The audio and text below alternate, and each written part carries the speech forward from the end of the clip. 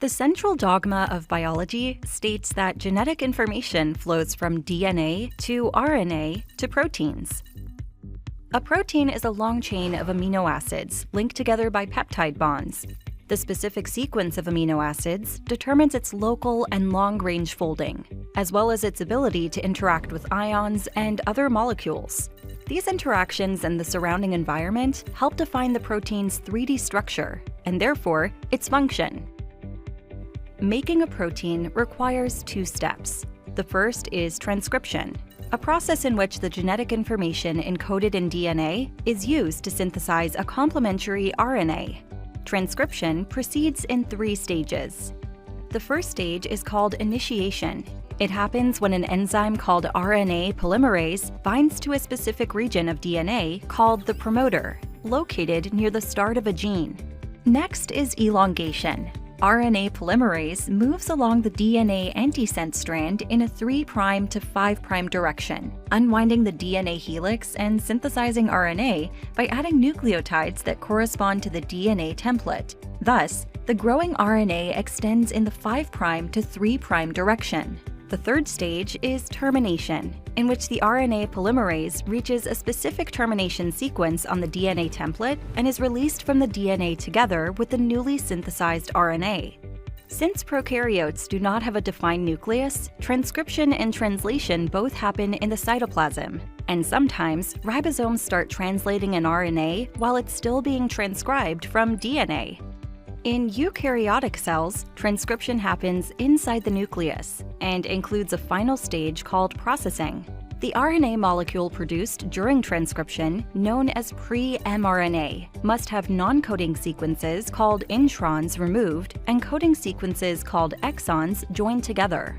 Small nuclear ribonucleoproteins, or snRNPs, remove the introns to create mature messenger RNA that can be transported out of the nucleus.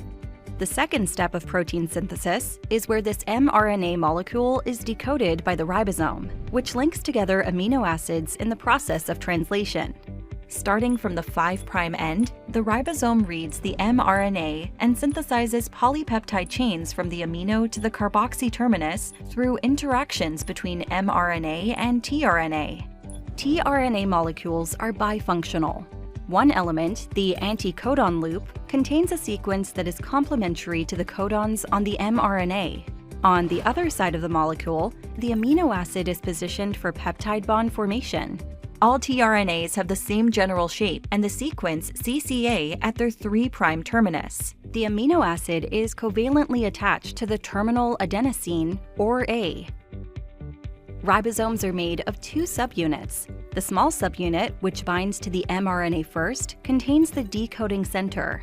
The large subunit contains the peptidyltransferase center, or PTC, which catalyzes the formation of peptide bonds during protein synthesis. The sequence of nucleotides in mRNA encodes for the sequence of amino acids in the protein that will be synthesized. But how could a 4-base RNA language translate into the 22 amino acid protein language? It clearly cannot be one-to-one. Even if the bases are taken in pairs, there will be 16 possible parts, which are not enough to encode 22 amino acids. The solution? Nucleotides are read in triplets of bases, called codons. There are 64 possible codons, but only 22 amino acids. Thus, each codon codes for one specific amino acid, but multiple codons can code for the same amino acid. Some codons tell the ribosome what to do. For example, the AUG codon is the start or initiation codon. It encodes for methionine, while the UAA, UAG, and UGA codons tell the ribosome to stop translation because it has reached the end of the protein sequence. Here is an example codon table. It is read from the center to the circumference, with the amino acids encoded by each codon on the outer ring. Let's try to design an mRNA that encodes the peptide PLAY, or proline, leucine, alanine, tyrosine. Note that several base sequences could code for the same peptide. And that's a brief overview of RNA's role in transcription and translation. Now, try to answer the following questions. And in the next lesson, you'll have a chance to play puzzles from Eterna that demonstrate this process.